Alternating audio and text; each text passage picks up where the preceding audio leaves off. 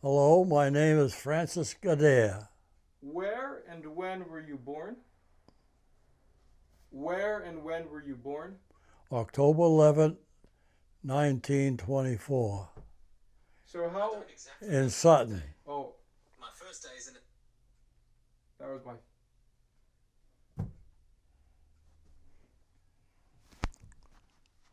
We're just gonna do that again. If you could just go ahead and say your name again. Francis Gadea. I was born October 11th, 1924, in Sutton. So how old are you right now? I am 95. Do you feel like you're 95? Not really, because I walk about 4 or 5 miles a week over the cemetery. We go over the cemetery. My daughters come down, they call me and they say, Dad, you want to go for a walk? So I go. So about 4 or 5 times a week we walk a mile. Physically, though, what is it like to be 95? I never really give it a thought. All through the years, I never even thought about getting old, but actually I am. And could you tell me, sir, what branch of the military were you in during World War II? Infantry, yeah. What division, regiment, and company were you in? Well, I was in the 30th Division, 119 Infantry, 1st Battalion, headquarters company as a radio operator. Of course, all the men in headquarters company never stayed at the company area because they were all assigned to different companies. Like the radio operator was assigned to like one to A company, and of course you follow the lieutenant around as we advance. And if you needed to call anything, or he told me to call somebody, I did. And of all the companies in 1st Battalion, was there a particular one that you spent most of your time assigned to? Yeah, A company. I love A company. And could you tell me, sir, what was the highest rank you achieved by the time you left the service? I was PFC. And where all did you see action? What countries did you see action in? Oh, France, Belgium, Holland, Germany, the whole works. So before we go any further, I want to backtrack. Can you talk to me about your growing up life? Oh, it's Hutton? Oh, yeah. Well, I grew up in something like any other normal boy. We had plenty of areas to play in, but like today, they don't have that. And I got to be 18. I got the notice on April 1st, 1943, that I was inducted into the service. April Fool's Day. Yeah. Do you remember what the induction letter said? No, just a normal one. You know, you had to report to a certain place at a certain time. So that's what happened. And when we got to like Fort Devens, we were all lined up, all the GIs, and an officer went down the line, 1, 2, 3, 4, 5. U-10, you're in the Marines. U-10, you're in the Navy. U-10, you're in the Army, and so on down the line, up to the Air Force. So you didn't pick what you wanted. They gave you what they wanted. So to begin with, I was assigned to anti-tank outfit, the 30th Division, 36th Division, 36th. That division, we trained there. We trained in the Ozark Mountains for advanced training. And from there, we went to Alabama. And from Alabama, we got a furlough for 30 days leave. And when we went back, they said all GIs from corporal on down are assigned to go overseas. So we all went to Boston, got on a ship, one ship, and got over to Liverpool, England. And when we got to Liverpool, England, they put us on the train. We got about halfway down to Southampton. Of course, we stayed overnight in the army camp. And in the process, our paratroopers were landing, and they come around asking everybody if they want to join the paratroopers because they're going to need replacements. I said, no, I'm not going to go up to jump back down to get on the ground. I'm already here. So we went to Southampton, got on the LCI, I should, and went to Omaha Beach. We got to Omaha Beach, we got the alligators, went to shore. We climbed up the hill where all the other troops did before us, and we got to St. Lo. There where we stopped. And in the process, the Air Force was going to do a little job for us by giving us a bombing on the enemy side so we could break through and go through France. But that process didn't do very good. They started to bomb, and they got the German side good. That was good, but a lot of dust come up from the bombing because this was in the summertime. And during the dust, the rest of the planes were bombing in the dust. And that dust was over the 30th Division. General McNair was there to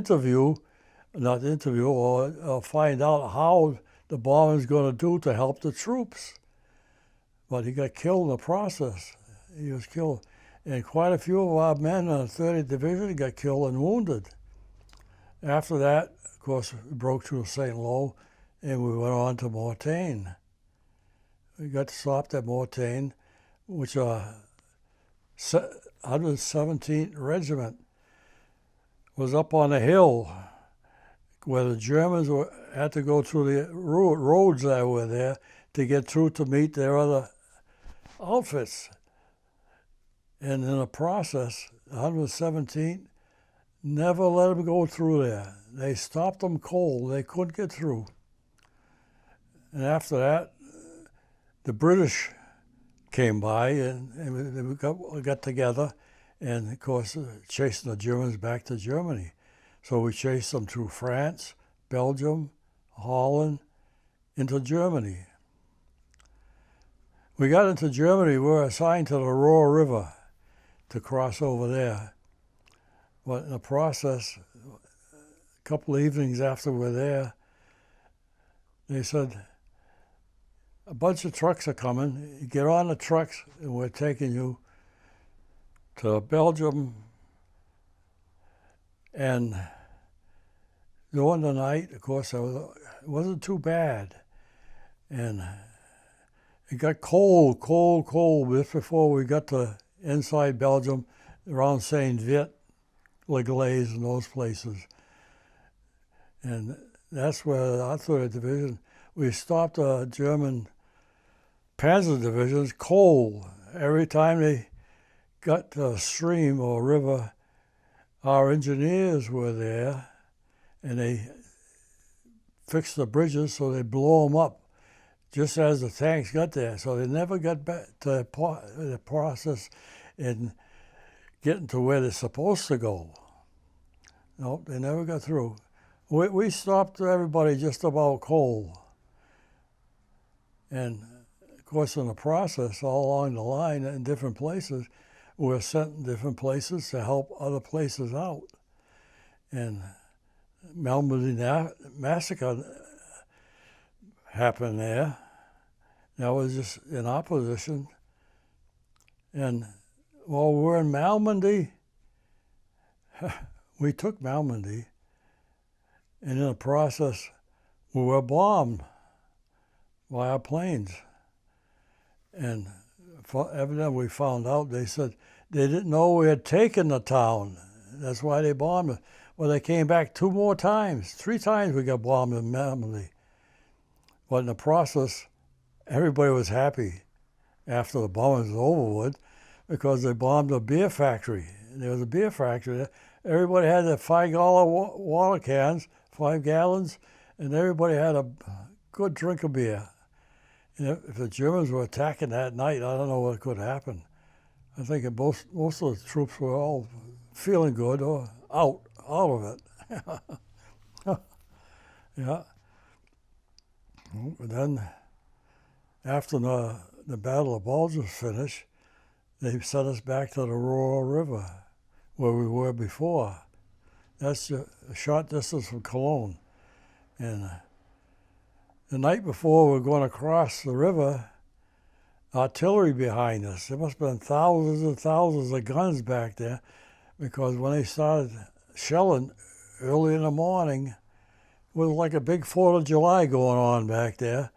And where the shells were landing was just another display of fireworks going off. So we crossed the river with no problem, because whoever was there either got killed or they got out of there because of the bombing. But the process of going across the river on the other side, I saw the first jet, German jet, in a field. Evidently something happened to it. It landed, but the jet was in perfect condition. So we were the first ones to see the jets.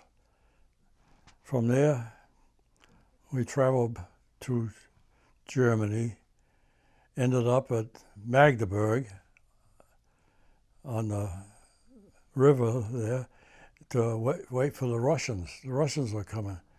The Russians were coming by the thousands. And in the process, we were loading them on trucks, get them out of there. After that, of course, the war had ended. And they sent us up in the mountains until June. July and August, we were up in the mountains, and we were waiting to come home. And we stayed there for a while, and then they sent us back to France to Lucky Strike Camp, and we were going to take the boat to Le Havre to come home. We were halfway across the oceans. Of course, they told us before we got on the boats we were going to Japan, but halfway across the ocean, Japan surrendered. Boy, what a time we had on that boat. And we ended up in Boston. And we took off the boat, went to Camp Miles Standish, from there to Fort Devens, and we were going to get discharged. Well, I couldn't get discharged. I didn't have enough points. I had to have 85 points, and I was shot 4. So they sent me home on 30-day furlough. Of course, I had 30-day furlough. At 30 days, I reported back, got another 30 days, reported back, got another 30 days, and then I went back in November. November 9th, I finally got my discharge. Came home. So in the process of coming home, I was just about to open the door to the house, and nobody knew I was even in town. I had to take the bus from Worcester to Sutton. Yeah, and so that was the end of the war. What was that reunion with your family like for the first time? What's that? What was the reunion like with your family after you came home? Of course, like anybody else, everybody hugging you, kissing you, and everything else. They never asked any questions about the war. They were just glad I was there. But in the process, which I should have mentioned before, when we went to Miles Standish for our first training, in Miles Standish we were all lined up. The sergeant said, "You got any truck drivers here?" So a couple of guys stepped out. "Yeah, we're truck drivers." See that big cart over there, that big 2-wheel cart with that handle they pull? They said, "You guys are drivers of that cart. You go down and get supplies each week with the cart." That was a truck driver's job. And we're firing guns, 57 millimeter anti-tank guns, you know. Of course, they had a 22 rifle on it, and shooting the tanks out in the area. I made expert on firing that. I got an expert, rifle expert. And of when we got Arkansas, the Ozarks, there's a German prisoner of war camp up there. Each time we had to go out somewhere, we had to pass the Germans up in the mountain. And what a booing they gave us and everything else, you know. Saying, too bad, you guys are going to get it. But being in the infantry, I was thinking, I don't like this. And came down, they said they wanted volunteers for the Air Force. Of course, the Air Force was doing a lot of bombing, and they were losing a lot of planes, a lot of men, and they needed the guys to replace them. So I volunteered, one of us. Well, we went down for a physical. I happened to have an abscess in one ear. They threw me down. And ever since that day, I figured I was lucky. Because if I'd have been in the Air Force, I may be one of the guys that got shot down, you know. Lucky. Then another time, they asked for 2 radio operators to go out with a patrol to try to capture a German. This was had a couple of feet of snow out there. This was at nighttime. So my buddy, the first one to volunteer, nobody else wanted to go. So he says, hey, they called me Frenchie there at times. Hey, Frenchie, come on, you're going with me. So I said, okay, I went with them. So we went up, got assigned to the patrol, one in front and one in back, and we went to try to capture a German. Of course, with all the snow out there and all the clouds was dark, before we got to where we were supposed to be, across a big field, the moon came out. It was just like daylight out there. Our lieutenant called back to where they were stationed, and he said, if we go across this field, we're not going to come back, because it was just like daylight out there, and you have to cross a big field, and they can see you. So they said, well, you come back in.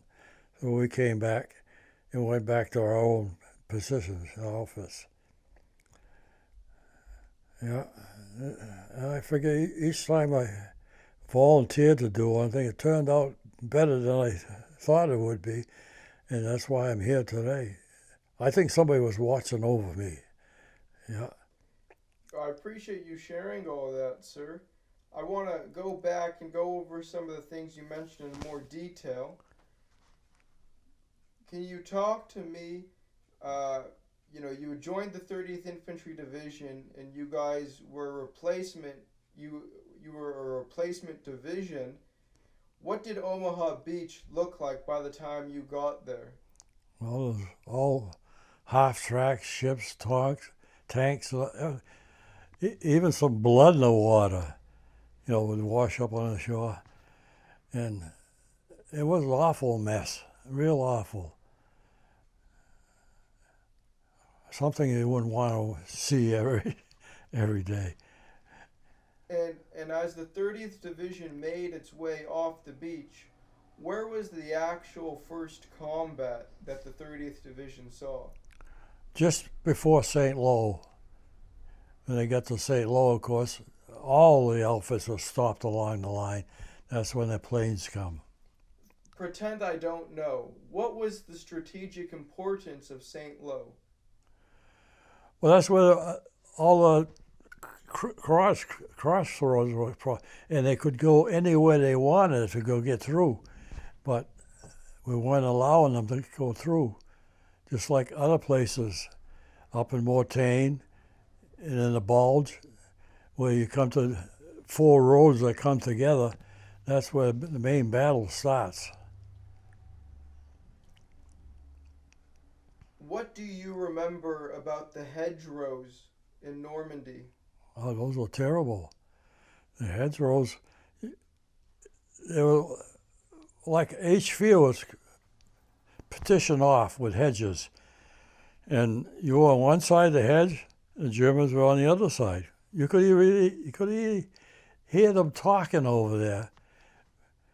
But every once in a while, you lob a grenade over, and stop it would talk, or they'd throw a grenade on our side too. Of course, every once in a while somebody gets hit, and that would happen. Do you remember throwing grenades yourself? Yeah, a couple times. Can Like you, like we practice here in the States throwing a grenade. but I'm saying in combat. Do you throw any in combat? Yeah, a couple of them. Can you tell me? I get a pin that took out the grenade. I got it here. Oh, you still have it? I still have it. Yeah, you'll have to show that to me later. So, could you tell me the story about the time that you were saying you threw the grenades? Where were you? What happened? Well, we were on this side of the hedgerow. We heard somebody talking. I don't know if it was directly behind us or a little further up or down. So we just tossed a grenade over, see what would happen. And in the process, of course, they probably scattered a little bit, and that was it. Of course, you just sit in your foxhole behind something, waiting for their throw the grenade. The Germans. Yeah, they had those potato mashers, you know. Do you remember any of the advances that you all were making to go from one hedgerow through the open field to the next hedgerow? Well, a few times, you know, you have to go to the end or go over the top if you can. One time we went over the top, another time over around the end, and we made out okay. After that, the tanks got like a bulldozer. They come through and made a pot through the hedgerow, and that helped a lot.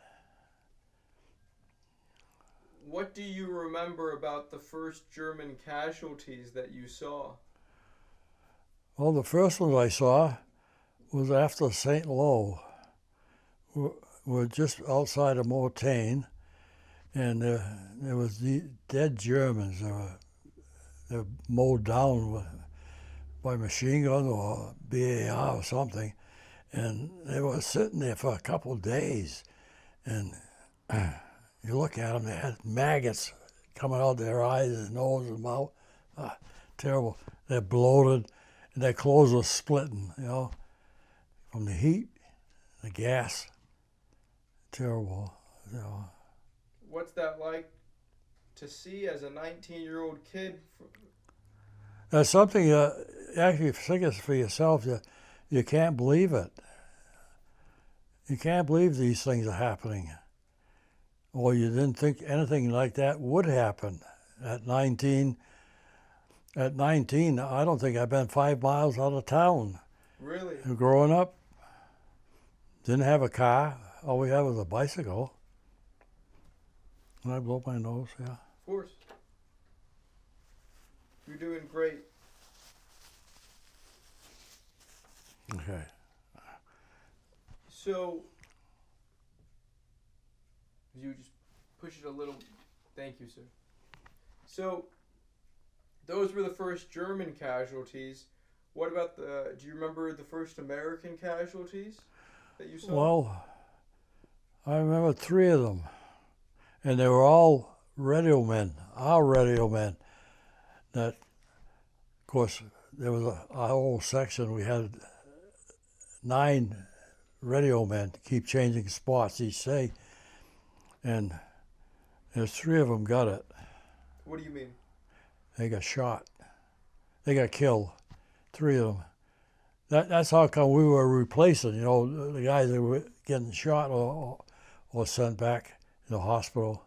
Were you with those 3 when they were hit? No. They were hit like the day before us, and we took the next day over. Did you know them? Not really, because when you join an outfit like that, that's already there, they're together, they don't like to really mingle too much with new guys until you're there a while, of course. And after there a while, they call you a veteran. So, could you tell me a little more about the role of a radio operator in combat? Pretend I don't know anything about it. Talk to me about your gear, the messages you're sending and sharing, and You know how it works. Yeah. Well, to begin with, as a radio operator, I was a code operator. You know, you had to travel with a radio and send Morse code. And we did that for about a month, Morse code. And then they changed over and said, no more Morse code, it's just going to be voice. That'd be a lot easier, which it was. Yeah. And being a radio operator, of course, you use the radio combat. But if the officers wanted to do something or call the rest of the company or another company, you stood there and let them have the radio. And in the process, he'd tell you to order stretchers for the guys that get killed, bring them up, or call for ammunition, different types of ammunition, or for food and stuff like that. And one time we had breakfast, K rations, but the K rations are all open. You know, the box that had been open, all the coffees had disappeared. We didn't get any coffees that 1 week because somebody opened the boxes and took the coffees out. We never heard anything about that. No. What were some of the messages you distinctly remember radioing back? Well, one particular, we were in Valkenburg, and that evening we're going down the road towards the town, which was probably half a mile ahead of us. All of a sudden, you could see tracer bullets going by us, going down the center of the road. We were on the edges, of course, and right then and there, we knew we were going to be in trouble. And everybody started scattering to the sides. And we got into the buildings, the little town, and we found out that we got surrounded. The Germans came in behind us, our 1st Battalion, and we were surrounded for 3 days. In the process, I had a radio, and my buddy with me had a different radio, like a field artillery radio where they could call for artillery. Well, in the process, we went up in a 2-story building, and probably a couple miles away you could see these open fields. So they saw a formation of tanks out there and Germans getting ready to attack. In the process, we had a field artillery guy with us. He says, anybody got a radio here that could call for field artillery? So my buddy says, hey, I got one. So he called back and radioed their positions, and they really showered them with a bunch of ammunition. You used to see them scatter. Tanks scattered all over the place, guys running. So that attack never happened. From where you were, could you actually see the shells hitting? You could see them, yes, because a big open field way off in the distance. But another time, in that same town, I went up upstairs of my radio, and I stuck the aerial out the window. And I heard the 2nd Battalion calling. They wanted to call the 3rd Battalion. They were calling and calling, and they couldn't get them. But I could hear the 2nd Battalion, so I called the 3rd Battalion. I got the 3rd Battalion. I was at the contact. I said, the 2nd Battalion is calling you. I will get a message and relay it. They said, okay, we'll be waiting. So I called 2nd Battalion, and I took their message, and I gave it to the 3rd Battalion, and they said, okay, Roger for your message, including KP, which I should have mentioned King Peter, but I said KP, and they said, called back, and they radioed for it. Thank you. Yeah. What does that mean, King Peter? King Peter. Just Peter for K. You know, there's 5 letters in a word. And K is king. You don't mention the regular alphabet number. You mentioned King, Peter, Abel, Baker, Charlie, and all that stuff, for different letters. Yeah. You going back to when you saw your buddy with the field artillery radio call in the coordinates of where the Germans were. Yeah. What do you remember about the devastation after the fact, after all the shelling? I mean, did all the Germans scatter, or or were the soldiers also killed there? Yeah, you could notice the scatter and some being hit. A couple tanks on fire. Yeah, all that stuff. But on a distance, Yeah. Can you tell me more about the time you were surrounded? What do you remember about that? Well, that's when we made the call for that there, and that other call for the 3rd Battalion, 2nd Battalion. We made that call. I mean, I meant more along the lines of, could you describe the town you were in and where was everyone situated? Well, the town wasn't that big, and of course, anybody that could got into a house if possible. And the ones that were standing, of course, and of course, in the process, there was still fighting going on, going forward. But behind us, there was Germans behind us trying to come in. But our 29th Division suddenly came along and got rid of them, the ones behind us, and they relieved us. So the 29th Division was on our right, and another division on our left, and we're in the center. So we moved forward from there. And in the process, there was an apple orchard, a small one. We went out, we got a few apples to eat, yeah. I think I was lucky. I went out there, a few other guys, and we didn't realize the Germans were that close behind us. We could have got shot picking the apples, but that didn't happen. When you were in combat and your whole time overseas, what would you say was the closest you got to the German infantry during an engagement? I say the closest I ever got was about 50 yards or something like that, because I had to try to keep behind something, because carrying a radio, you like stand out a bit. And why is that? Well, you're carrying something, the aerial, they could say, hey, that guy's got something, and you could pick him off if possible. Yeah.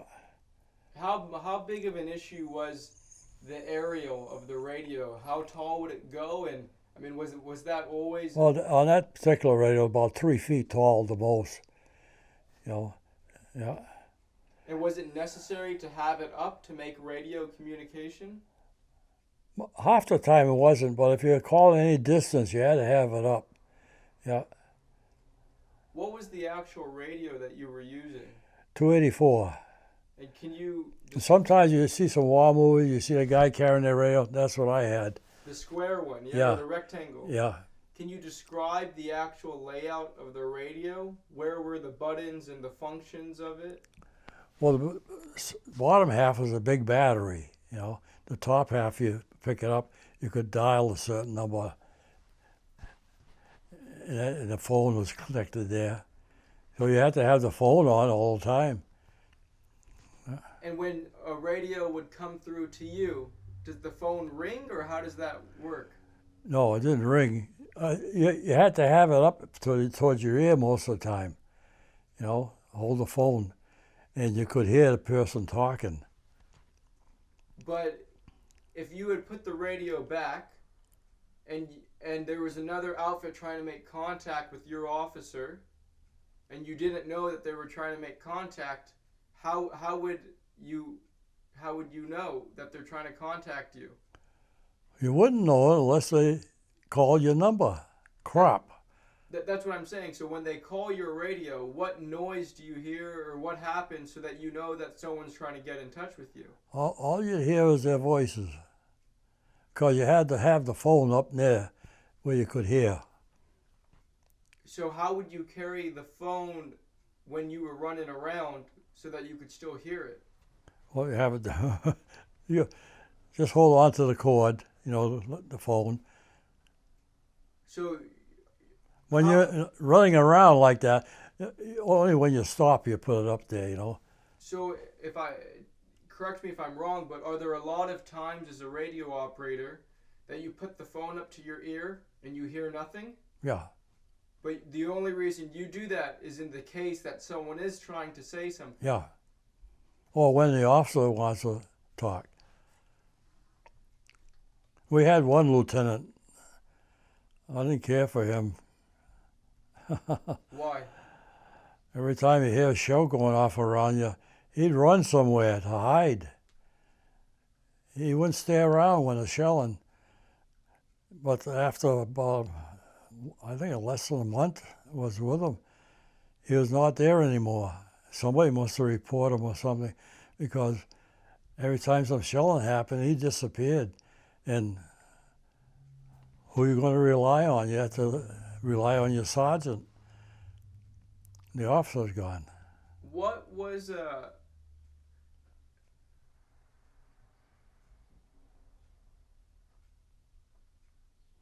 You know, each evening when the fighting is practically stopped, or you stop for the night, you have to call your 3 companies and tell them they can shut their radio down when no contact is made unless something happens.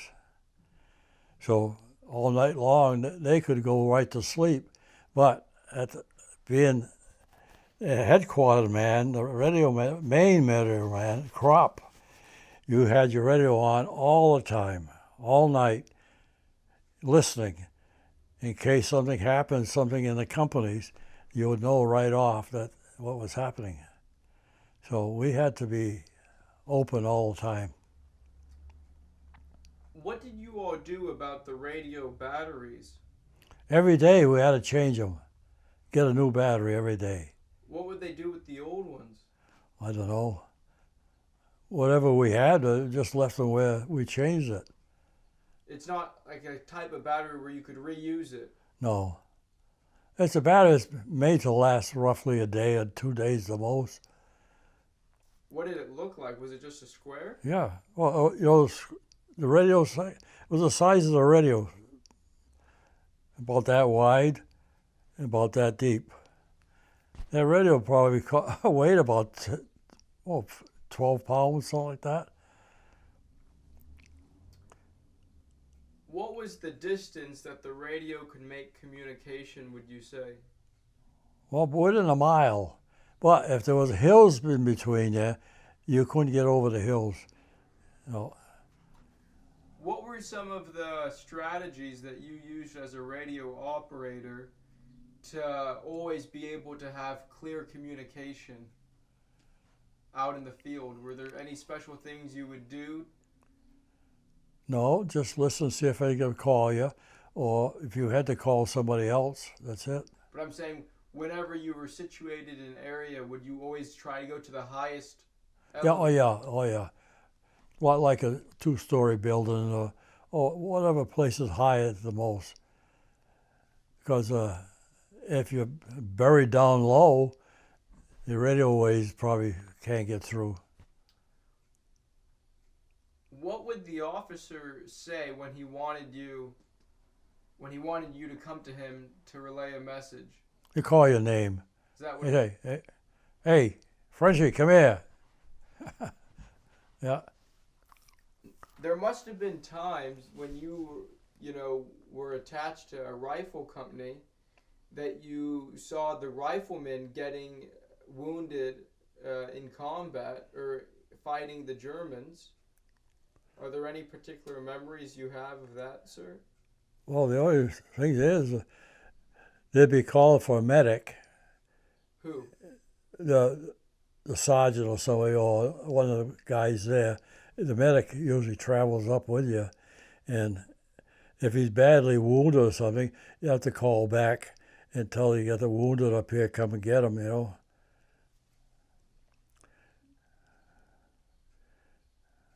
Were there times when you were in combat that you provided first aid to any of the wounded men? Were there ever times that you provided first aid to the wounded men? No, I didn't. Because I know every GI carried a first aid kit. Yeah, we carry a first aid kit. Yeah, yeah. But usually somebody yells for a medic. A medic don't take too long there. You watch that movie on TV? Which one? Some Ridge. Hacksaw Ridge. Hacksaw Ridge. That's a super medic. Oh boy. It's a true story. Yeah. How he did that, I don't know. I know 75 people is a lot of people. Yeah. So, can you tell me, overall in your time in combat, could you please tell me about some of your experiences against the German planes? Planes? Were you ever strafed or bombed by the Germans? We were bombed at St. Lo by the heavy bombers. No, but I'm saying by the Germans. Yes. One time we were coming down this highway, well, big road anyway, leading to another town, and 3 fighter planes came from behind us, started strafing. They were strafing to the right of us, so we didn't have to worry too much. But on the way back, they were on our side, so we're ducking behind the trucks. What is that like to have an enemy plane firing its machine guns at you? That wasn't very nice. You're silently reciting a prayer. Please, God, don't send the bullets my way. But one time, we're going through this area, and the fields had barbed wire all over, around the field. And of course, carrying a radio with an aerial, I got caught up in the wire. My aerial got caught. My other GIs were up ahead of me. There were none behind me. So somebody looked back and said, "Hey, he's caught in the wire." So they came back and held the wire up for me. God, that there was a little bit scary too. Why is that? Well, the Germans behind us there, they could have popped me off anytime they wanted if they were watching. But did you ever have experiences against German snipers, sir? no snipers, no. But the very first time, we were marching up this small path up through the fields and woods. All of a sudden, we heard this awful screaming noise, and we found out later on there was they call us screaming memes, and they landed up ahead of us. And after a few minutes, several of the people were taken back there. They were out of it, they were concussion, stuff like that. They weren't with it. And there was a lot of the screaming memes. You should hear those scream. Wow. You hear those, you look for cover. Yeah. And another thing is funny, I don't know if everybody would believe me or not, but the only time I really got scared, but a few times before, is just before we were going to attack. So, okay, let's fall forward. I was scared then. But after we got moving, it seemed to disappear. Wasn't scared anymore. I just look out for what I'm doing, or look out for what's going to happen.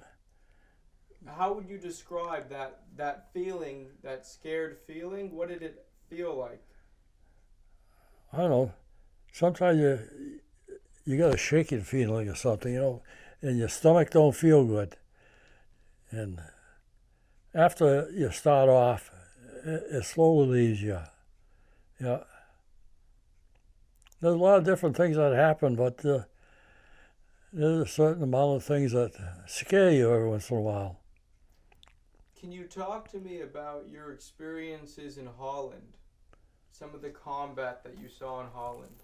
Well, one of them, we got to this town in Holland, a bigger town. There was a big church there in the corner, and we were outside there on the street. We'd taken the town, and all of a sudden a German half-track come down the road. They didn't know we had taken the town, I guess, because the half-track was full of GIs. They went right through the whole middle of our outfit, and further down the street, about a mile down, we were at a combat on the side of the not Germans, but the British.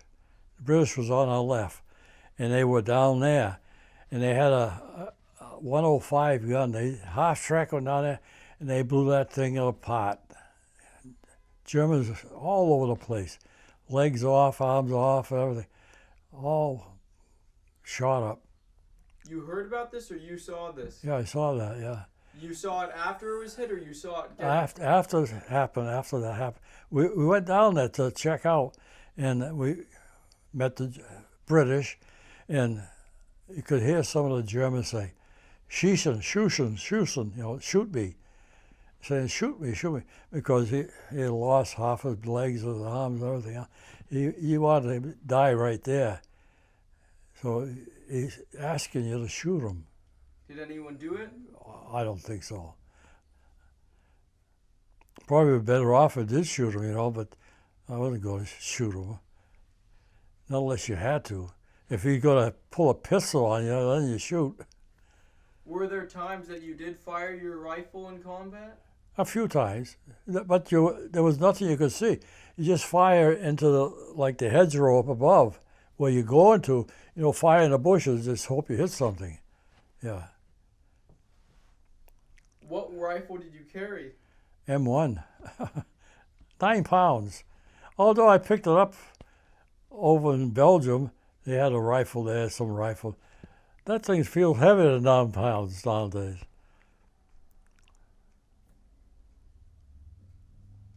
So,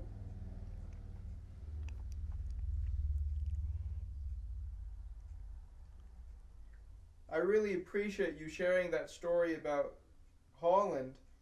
When that German half-track first went through the town, were you in the town itself and you saw it come by? Oh yeah, the big church was over here. We went to church after, and we're on the other side of the street, like the streets crisscrossing there. And this half-track come right down all between us. GIs all lined up, going to go to church, and the half on the other side all lined up to go. And they come right down in between us, down the street, and the British blew them apart. How come none of the Americans opened fire? Oh, they're all shooting their rifles. Yeah. Say that again? Yeah, they shoot. I shot one time, but I don't think I hit anything. You shot at the half-track? Yeah. How many Germans would you say were in the half-track? Oh, that thing was loaded. I think at least a dozen or more, because that was plaque. They were trying to get away from somebody.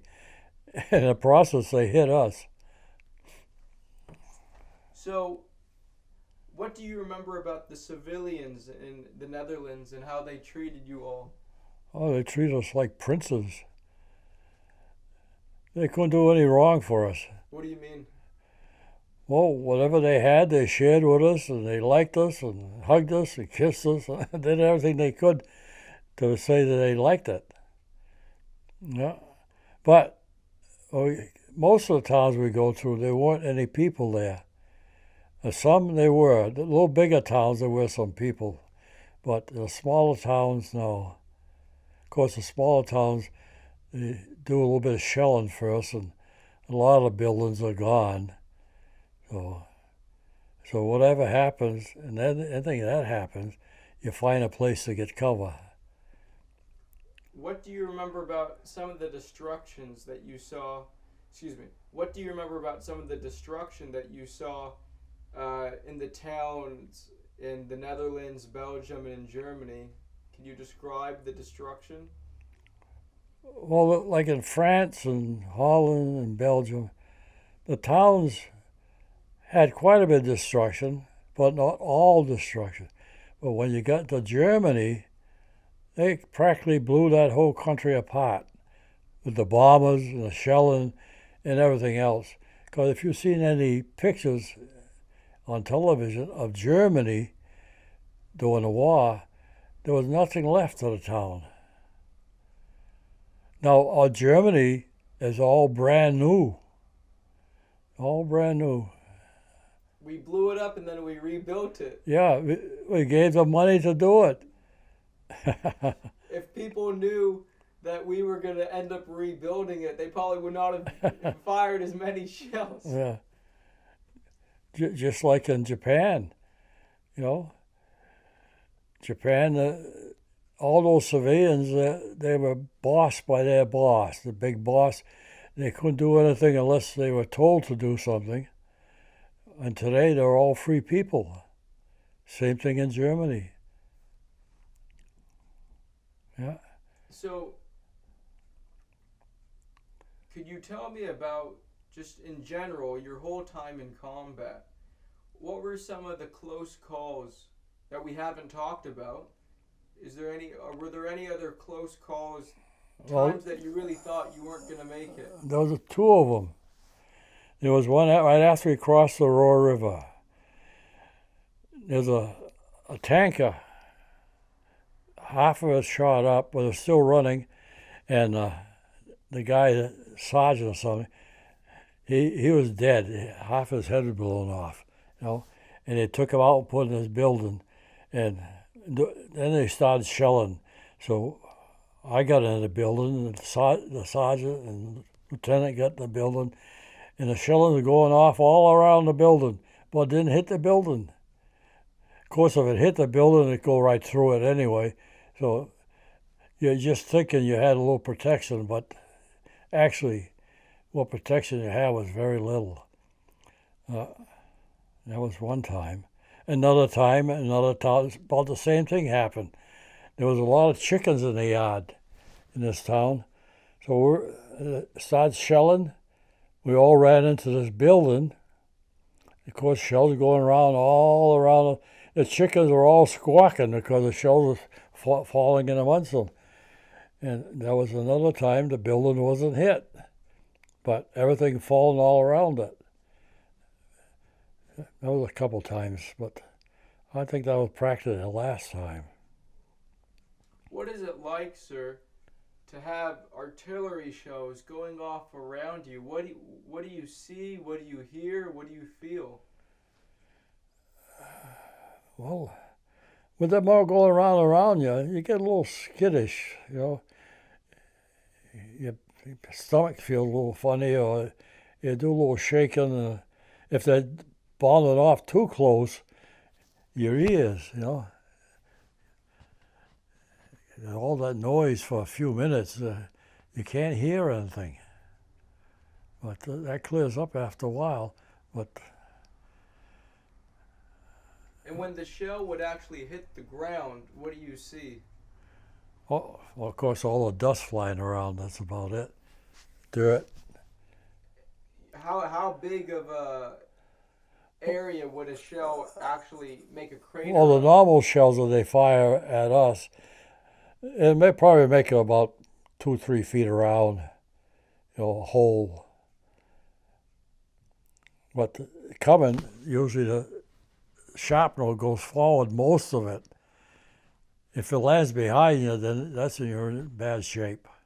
The shell lands behind you. But a lot of times, being in a foxhole, they start shelling. They're shelling around you, in front of you, and back of you, side of you, just praying that it doesn't hit the hole. Do you know of any times that there were direct hits on the holes of some of the men? No, I hadn't seen any. Of course, being a radio operator, you're in a certain squad. That's all you see is members of your own squad, about 8 or 9 people with you, and the lieutenant. And all the others on either side, you don't know what's going on. They don't tell you what's going on either. That story about the sergeant from the tank, did he survive? Do you know? No, half his head was blown off. Evidently, part of the shell took it off. But he was already dead before you got there, correct? Yeah, yeah. So what was the reason you guys brought him in the building? Well, just get them out of the tank so they could go off with the tank. Yeah, Oh, I see. yeah. Did you have any experiences in combat against German tanks? A couple times.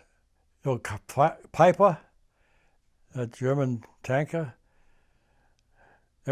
Like we were situated on a river, a small river or a large stream with a bridge across. Of course, the Piper was looking for bridges to go across so he could go to continue. And of course, like I said, in the process, they were all mined. And the engineers stayed with us until the tanks arrived. And when they did come here, they blew up the bridge when the tanks started to cross. Of course, Piper had to back his tanks and try to find another way. And each time he found another way to get across, they blew it up before he got across. So that stopped them cold. Yeah. Yeah, St. Vit, Stumont, LaGlaze, in that area.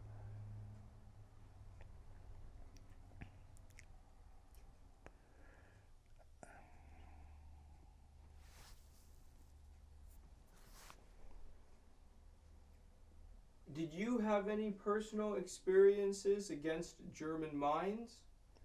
No.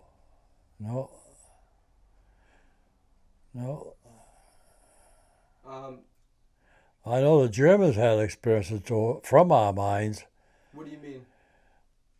Well, one morning we were getting ready to attack, and they were attacking. They were coming, and they're coming down a road, and the road had a sharp turn in it, and a 743 tank outfit just come from the beach. They're brand new, and they told them, well, they hear tanks coming that way, and they said, well, we'll go down and take care of them, which they did. They got 2 out of 3, and that turned the last one back. So they stopped it. That's a brand new outfit, no combat experience until they got there. Did you see the knocked out German tanks? Yeah. What did they look like? Well, top half was blown off, and the other one had holes off the tracks. So, can you tell me about some of the patrols that you went on in combat? Well, like I said before, that's went to try to capture a German, went on patrol. That didn't work out. We had to come back. And that was a cold night. And another time, we went up and we went as far as we could in a town, which we were leaving our regular outfit to go forward, to get a warning if anything's coming. And we stayed in this house at the edge of town. It wasn't actually a patrol, it was something like it. And there was this big alarm clock in there, and it was going tick, tick, tick, tick, tick, tick, tick. We were there all night listening to that thing. I don't know where it was because it was dark when we got there, and nothing happened. So that was good. So we went back to our outfit again. Can you tell me, as someone who was never in the infantry in combat, what was it like, your living conditions? I mean, what did you eat? Where did you sleep? What did you wear? How did you clean yourself? Well, what was it like being... We had our regular army uniform on, the one we got there with, khaki. Just say that one more time. We had a regular army uniform on, yeah. That's all we wore. The army uniform, the jacket, the hat, and the boots. And I think we didn't take a bath for about 2 months. This is the first time we got pulled off the line. We got to this big chateau. So our whole outfit was there. so we got a chance to wash and shave and everything else. And like in the wintertime, I'd gotten 2 or 3 pairs of extra socks. And when my regular socks, they got wet or damp or feeling, they would take them off, change the socks. And the socks that were damp or wet, put on the belt in there to dry them, get them dry. That's how we did. And like we ate K rations 3/4 of the time. A few times when a little slow, kitchen would come up, not to the line, but almost would go back and get it in the evening for supper time. But the K rations, they weren't that bad. You get a candy bar, you'd break your teeth trying to eat it. It was that hard. Oh, the Yeah. D ration. Yeah, D ration. What would be in the K rations, though? Well, for breakfast, we had a little can of eggs, a couple crackers, lemonade. We had coffee most of the time, except that one time when they took all the coffee out. And then for dinner, we had cheese and crackers and Spam. What about for lunch? Oh, lunch, you just had another box of regular crackers, cheese, and lemonade or something like that. Would it actually fill you up? Not really. It kept you going, but you could have had more, but you're not eating an extra can, Spam or something like that. They give you 1 can. The crackers, the biscuit, the dog biscuits. What would you all do water-wise? How would you get resupplies of water? Well, they used to come up with a cart or a truck with a big tank on it. You fill up your canteen. You get a good drink before you put your canteen back. That you put your pills in it too. To purify it. Yeah. Yeah. We didn't have that much. Of course, once in a while we had a decent meal. But some of the movies you see, they got beer, they're drinking beer. Never had any beer. Whoever had beer, I don't know who had it. I think the officers had liquor, but we didn't have any beer. The only time we had wine is when we went to somebody's cellar and they had wine in the cellars. We took a bottle of wine, drank the wine. Now, you were in France in the summer, and the army uniform, it's all long sleeve, everything. You guys must have got so hot in that summer. Oh yeah, it was hot. It was cold in the winter though. We didn't have any winter clothes. None of us had winter clothes. We had what we had on for summer. How did you all stay warm in the winter? Well, we got an overcoat somewhere. We'd gone through this town in Germany. It's where they had a storage. There was a lot of German jackets and stuff. So a lot of guys got jackets. And that kept you warm. Of course, if you're in a stagnant position, you're in a foxhole. So you get down below the ground, it's not really that bad until you get up on the ground. And of course, my feet were practically frozen, my hands. They say if your feet get either frozen or practically frozen, you lose the hair on your legs. I don't have any hair at all. Really? Yeah.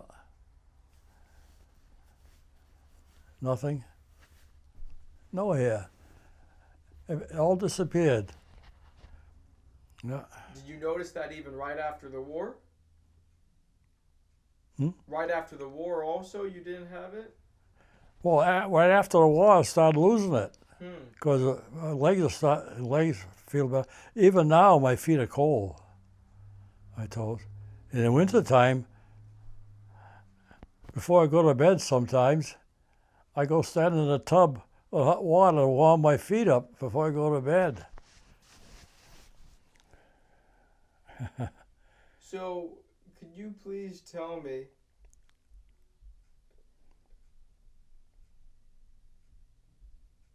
I'm just trying to think. Oh, could you please tell me about your memories of the Malmedy massacre?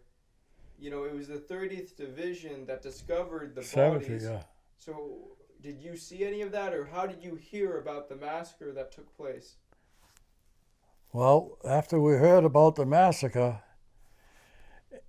if we met any German SS soldiers, they weren't going to live.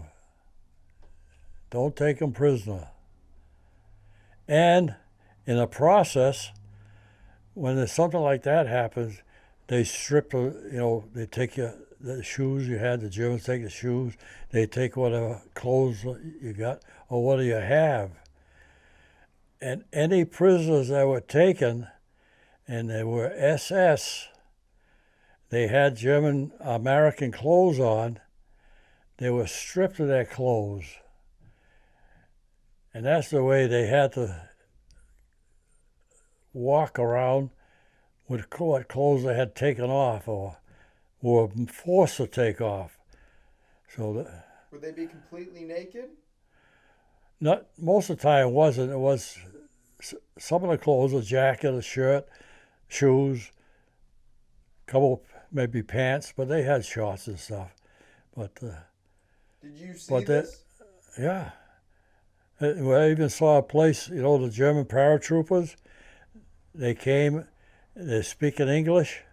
They were behind our lines, and they were directing the traffic with Americans coming up, different places away from the front.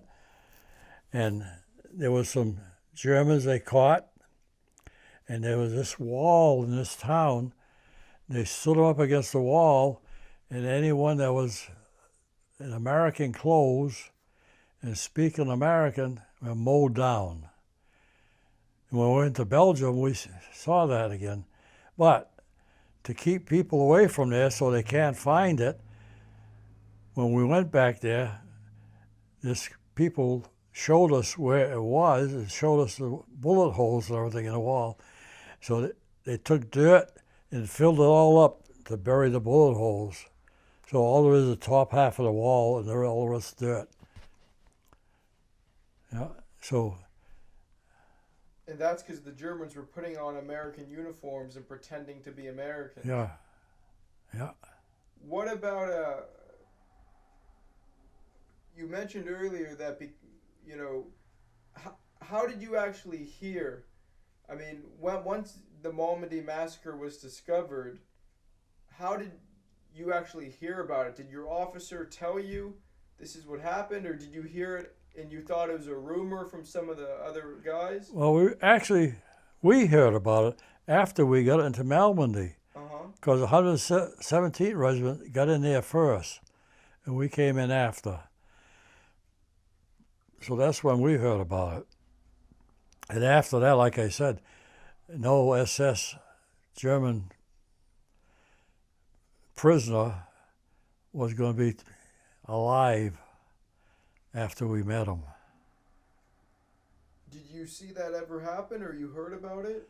I just heard about it. And then when we were after the massacre, we got to Malmedy.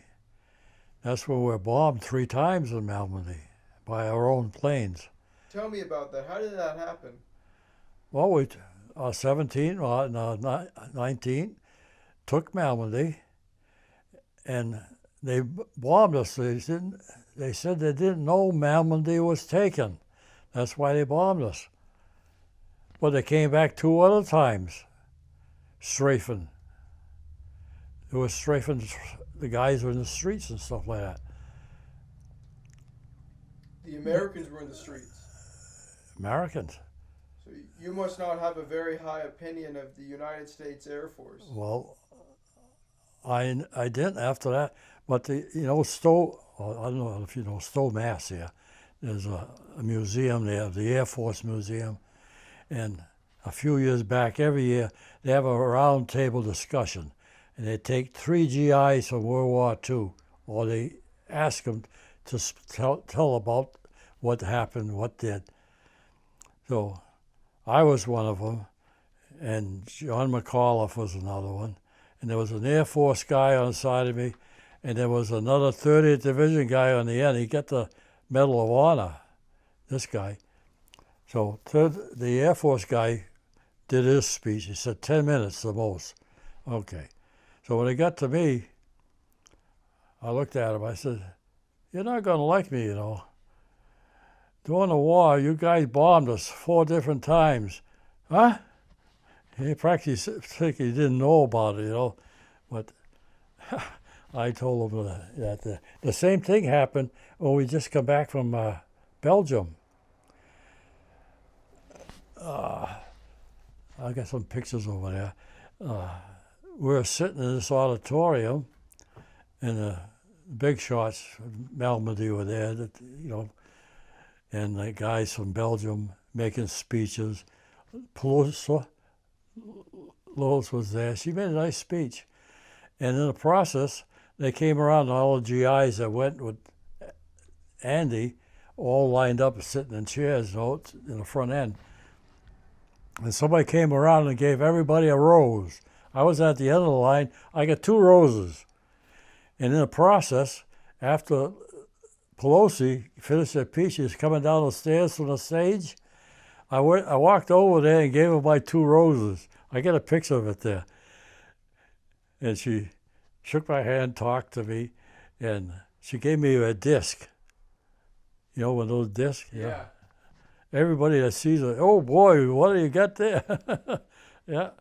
So does she have your vote? Is that what you're telling me? Yeah, the real roses, yeah. No, I'm saying, does she have your vote?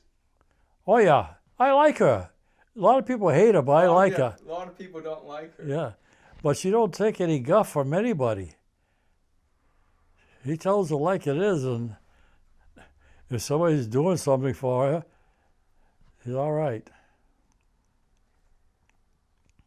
What was the hardest experience for you when you were in combat? What would you say was the toughest thing for you to go through, or what toughest thing you had to witness?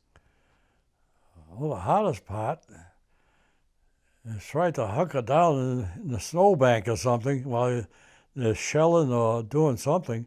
Of course, you'd hunker down behind the snowball, and you feel as though you got safety, but you don't have any safety in the snow. And that is not a very good experience, trying to hide in a snowbank or something when the shelling's going on. But you do what you can to make yourself feel better. Did you ever experience tree bursts when the shells would hit the trees? No. Well, probably when we're being shelled in those 2 houses, some hit the trees around there, but I never actually experienced it. The reason I bring it up is because the Germans sometimes, if the Americans or whoever they were facing was in a forest, the Germans would try to fire the shells to hit the trees, and then all the shrapnel would come raining down. Yeah, the 28th Division took a beating in Hurst and Forest. According to that, they lost practically their whole division. Yeah, it was a tough battle. Yeah.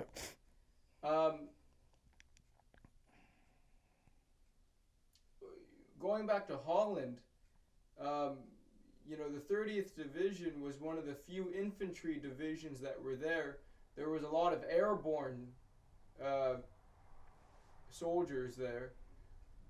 Is there anything else you can tell me about the fighting in Holland? What were the actual towns that you were in? Well, one of them was Valkenburg, called Valkenburg. We got in there. Anti-tank outfit came in with us, and there was an awful bit of shelling there. And the anti-tank outfit lost all their trucks. All the tires were all blown down, all shot up. and plenty of shelling. And there was one French guy that came, and he said he knows a way out of there through a tunnel that goes from our side to the other side. So that's the way he took us across. There was a bridge and a stream there. Of course, if you were trying to go across the bridge, you'd probably get shot right then and there. But he took us through the tunnel, which took us on the other side. The Germans weren't there. My nose is running again. Do you need any water? No. We're almost through. You're doing great. Ah. Before we continue with your combat, I want to go back. I want to talk to you more about your growing up years, if you don't mind. Mm-hmm. Talk to me about your memories of the Great Depression, sir. Oh. Well, in those days, we were just kids. And we really didn't think about it until later on, of course. Of course, our families, we were in the Great Depression. We didn't have anything. We didn't have a telephone. We didn't have a radio. We didn't have lights. We had candles or gasoline lanterns. One stove to heat up the whole house. Those cast iron stoves when we were kids. And we didn't have a bathtub or shower. There was none in that day. And to take a bath, we used to use, my mother used to have the big tub for washing. She used to heat up some water on the back of the stove, put water. That's how we took a bath, in the middle of the floor in the bedroom. And we had enough to eat. We never went hungry or anything like that. And going to school, we had to walk to school, which is about a mile away. And we used to go swimming in the local pond, which is not a pond now, it's a woodlot. The pond used to supply the shuttle factory. We used to make those shuttles. Yeah, use the running water to lose electricity. And to make the shuttles, there was no electricity. It was all pulleys run. And what electricity had, they made it there on the water, to the water. And as a kids, we played football and baseball, whatever we could play. Go for a ride on the bikes, go fishing, all the stuff.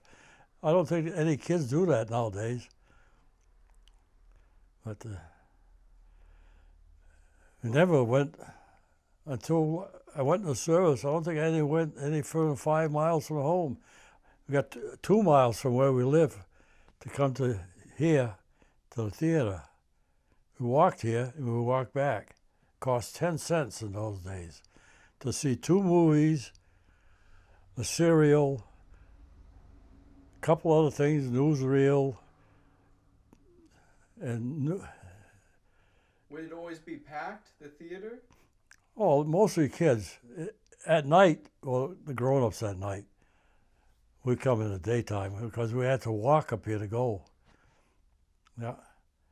And before the war broke out, what were you planning on doing with your life? What? Before the war, what were you planning on doing with your life? Well, before I went in the service, I worked in a shell shop making those things. And I really didn't know, because I just took what came along. Each time I changed job, I got, of course, more money and stuff like that.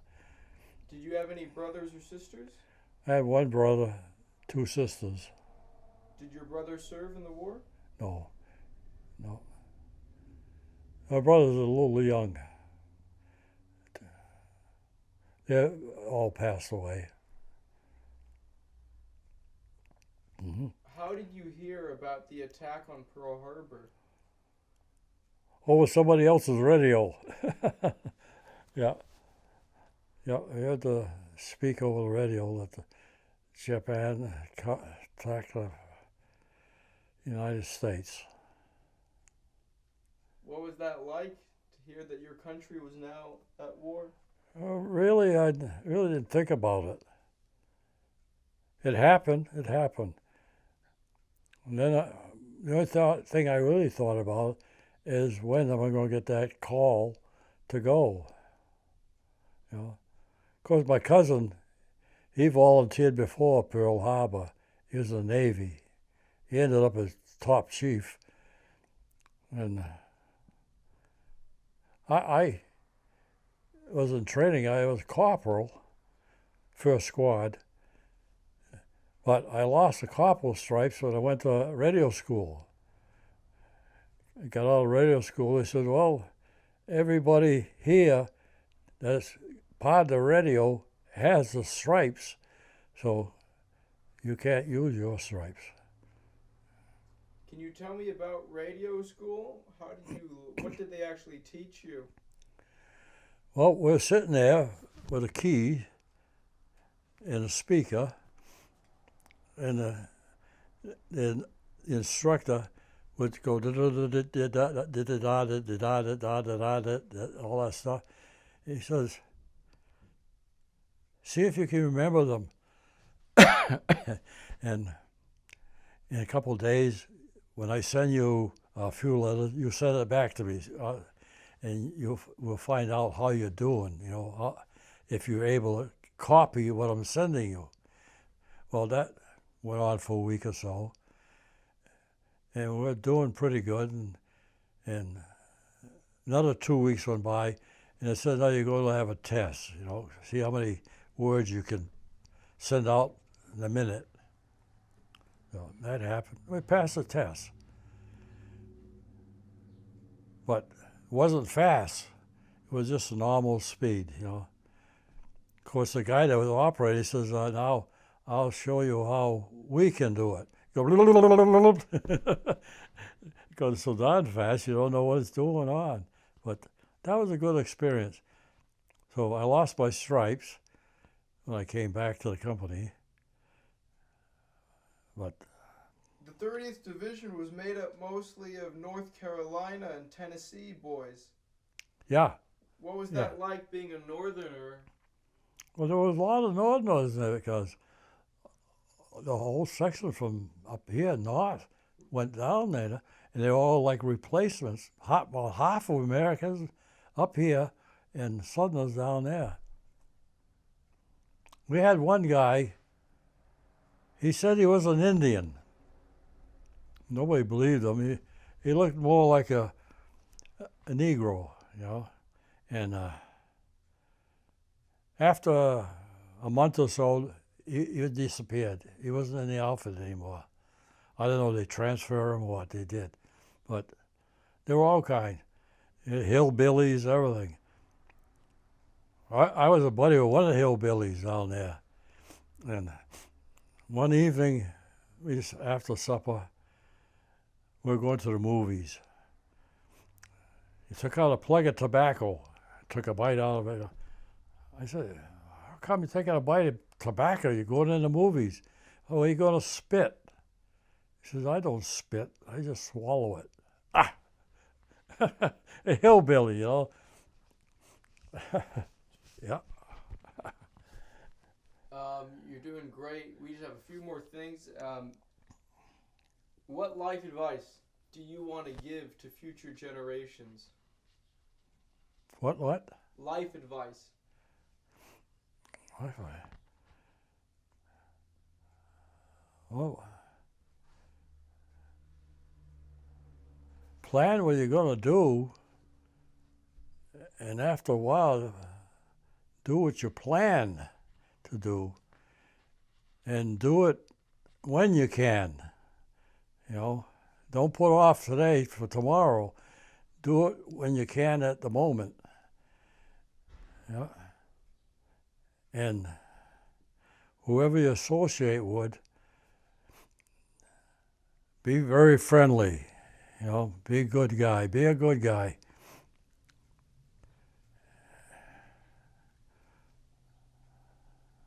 What would you want to say to all those men who were killed in the war what would you want them to know?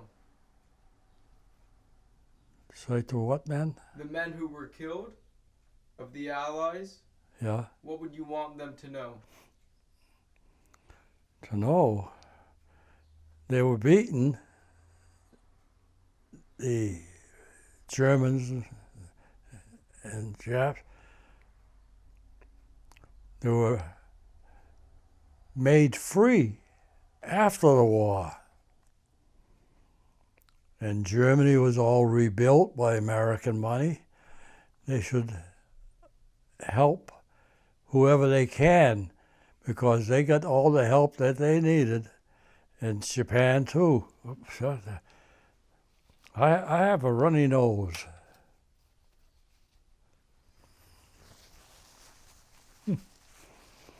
Yeah.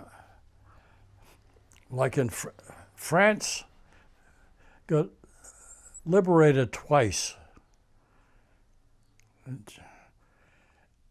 And this last time, for a while there, they weren't friendly to Americans. They kicked us out of France. Our Air Force had an Air Force base there. They kicked the Air Force out. They're not too friendly to Americans unless you're down in Normandy, along the coast there. And American planes want to go to bomb Gaddafi over in Africa. They wouldn't let our planes fly across France to make a short distance. They had to go all the way around the ocean and come in. They weren't very friendly, which they should be. They were given their freedom. The Americans treat them like brothers. Same thing with Germans.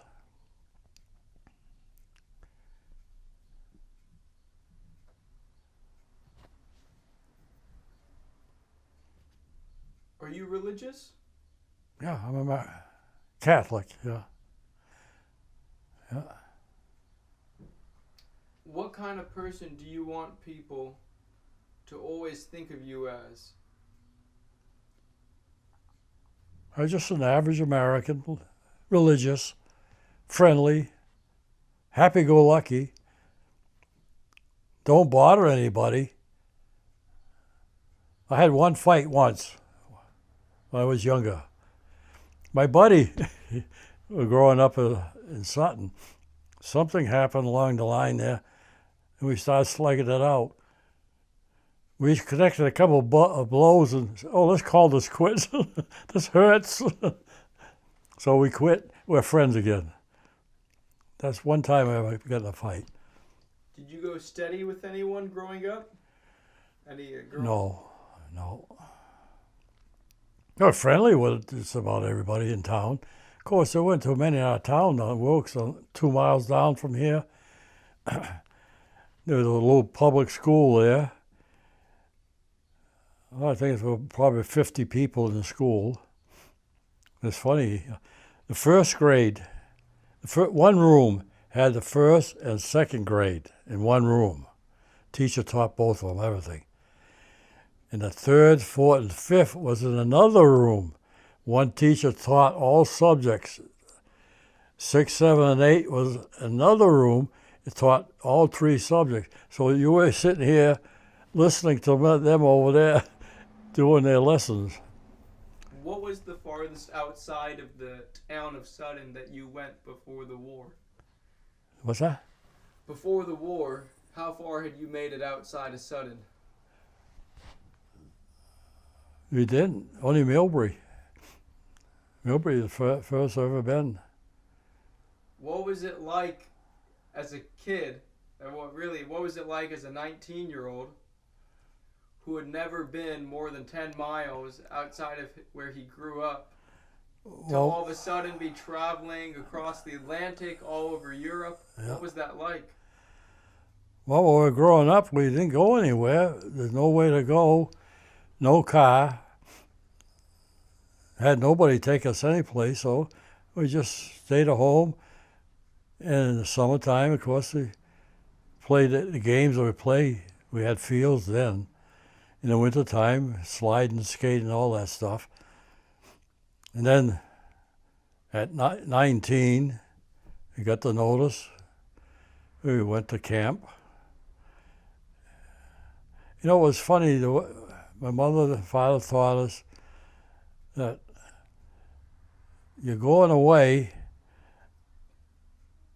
you don't worry about anything.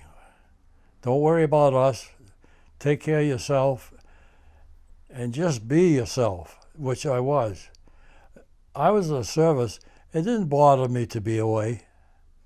It never bothered me. You know, I was away from home for almost 3 years, and I never really gave it a thought. Nothing seemed to bother me. My wife is gone, and every once in a while, you know, we go out to eat, we go different places. Say, how was it? How was it? I say, okay. I always say okay to everything. He says, how come you never said that it's good? You know, you like it, all that stuff. I just never had the knack of just saying, well, I think it's okay. So everything with me seemed to be okay, unless something drastically happened, then things change. You're very easygoing. Well, that's what everybody used to say about me. You're too easygoing. My only other question before we get back to the war is, were there any other things that you saw that really made you realize there was a depression going on when you were growing up? Anything that you saw that really made you realize there was a Great Depression? Well, one thing is several things. We didn't have any electricity. We had a lamp. We didn't have a tub or a shower or anything to take a bath. We had a tub to sit in. We never went hungry. We got what we had for the day, and what my mother cooked, you had to eat it or eat nothing at all. What she cooked, you had to eat. And going places, we never had any place to go. What was your dad's profession? Your dad's profession? He was working in a steel mill. Yeah. Your family's French immigrants, right? Yeah. My grandmother and grandfather came from Canada, settled down here many years ago. My grandfather was born in 1860. Yeah. Just missed the Civil War by 20 Yeah. years. Yeah. He grew up during the Civil War. Yeah. Like, we go walking there for about 4 times a week over the cemetery. Exactly around the cemetery is 1 mile. So we cover that 1 mile about 4 times. And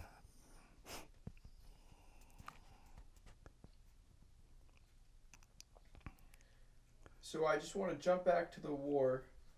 If you could take a moment, you've done very well, sir, but if you could take a moment to think about any other stories about times you were under fire that you would like to relate.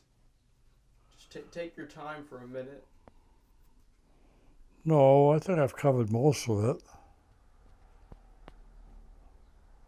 A lot of times, like the 30th Division, they were put every place where there was a lot of action. And we kept on the move a lot of times. Matter of fact, I got the middle we got five battle stars. On that one there, it has a silver star on it. But the regular one, I have 5 stars on my jacket. I still have my uniform. Your original. Yeah. Of course, kind of tight here. I was 140 when I got out of the service. But So I have a couple of things I want to go over with you. If you could tell me more about Operation Cobra. That's when you all were trying to make the breakout from St. Lo, and that's when the bombers Yeah. dropped the bombs. The American bombers dropped bombs. Mm-hmm. From your understanding, what was the reason the American bombers dropped bombs on the American lines? Oh, because the first group of planes bombed, they bombed the German line. They did it right then. But like the dust come flying up, and the wind was blowing, the dust on our side. And the following planes bombed in the dust. That's where we were. So they were bombing us. That's when General McNair got killed, and our GIs all got killed. What were you doing when the bombing happened? Where were you and what could you see? Well, our outfit was actually about a mile behind the line. We were pulled back, of course, but some of them weren't pulled back far enough. And the other half that weren't pulled back, they got bombed. Of course, so we saw it more and more planes kept coming. And we were wondering, when is this going to stop? You know, they're bombing our lines, not the Germans. Of course, the first bombing of the German line did a good job. Right after the bombing, word came down, move on, move up. So when we got to the German line, the Germans were pretty well devastated, and they weren't in much of a position to do much harm to us. So we got through there all right. Then we went on to Mortain. And tell me about, as you moved forward, I mean, you saw the planes dropping the bombs, but you weren't the recipient of the bombs yourself, your regiment. Yeah. But as you move forward, what do you remember about the destruction that you saw to the American lines from the bombing? Well, like any other bombing, all there was a lot of big holes all over the place. Of course, you see a lot of parts of people around too. Yeah. You remember seeing that? Yeah. And these are from the American bombers. Yeah, American bombers, yeah. That must have been very not good for morale. Because all that were hit or killed or some blown apart, it wasn't quite cleaned up yet when we got there. Because it wasn't too long after the bombings stopped that we were moving forward. Because you had to take advantage of the bombing, you know. Yeah. Thank you for sharing A that. lot of sights are not very nice. Like, did I tell you about seeing a few Germans yeah. But that must have been pretty common to see German dead. Yeah, they all bloated. And cattle, horses in the field, they all killed, you know, big bellies, they're splitting apart. Something you never saw in your lifetime. You see all this, just in an instant, you just can't believe what's happening. The smell must have been horrible as well. Oh, some of the smell was terrible. Especially cattle and stuff like that on the field. You go through these fields, you have to go by cattle dead, been there for days in the hot summer.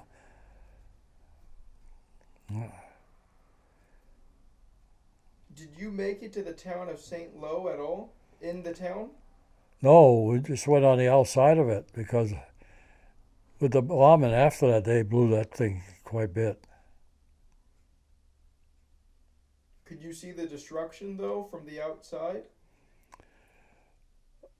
Just the beginning of the town, you know, because we were away from it. We walked by. Like we're going through France. We walked through these airports that were taking bomb holes in the runways and stuff like that. Yes. Huh. And while we were walking through there, like I probably mentioned before, some of the French FFI, they joined us for a march there. Yeah. They told us where the Germans probably would be. And they helped out a little bit. Is there anything more you can tell me about your experiences in the Battle of the Bulge, specifically in La Glaze? Well, the Glaze were outside, about a mile from outside La Glaze. We're on a rise over here. You could see the steeple and the tall buildings from a distance. And those half tracks with 155s on them, they pulled up on each side of us and they started firing into La Glaze. Oh, man. Ears were ringing. And they did an awful job for La Glaze because we got there the next day in La Glaze and the Germans had left. They had left all their armored vehicles there. Oh, almost a couple of hundred armored vehicles in that town without gas. And they walked back to Germany. But in the process, our 2nd Battalion commander, Colonel, he got captured by Pfeiffer. So the Americans that were in La Glaze, they let go. They had captured, they let them go, and they just took the Colonel, Pfeiffer, to talk to him as they walked back to Germany. And in the process, the Colonel escaped during the bombing or strafing. He escaped back to the American lines. Yeah. Who was your commanding officer? Who was your direct commanding officer? Colonel Hirlong. First he was a captain. Then he made major and lieutenant colonel, battalion commander. What do you think of him? He was a good commander. Yeah. He had the phone quite often and directing the companies, first battalion companies. And he was on the phone quite a bit. And he'd tell them just what to do or where to go or how or what to take or do. And he was a good commander. When the messages were getting relayed to you as the radio operator, are there any typical, very common messages, phrases that you would always say? Well, most of the time, they were calling for ammunition, different types of ammunition, and maybe some K rations or whatever. And a few times they called for stretchers, to pick up the people that were killed, take them back.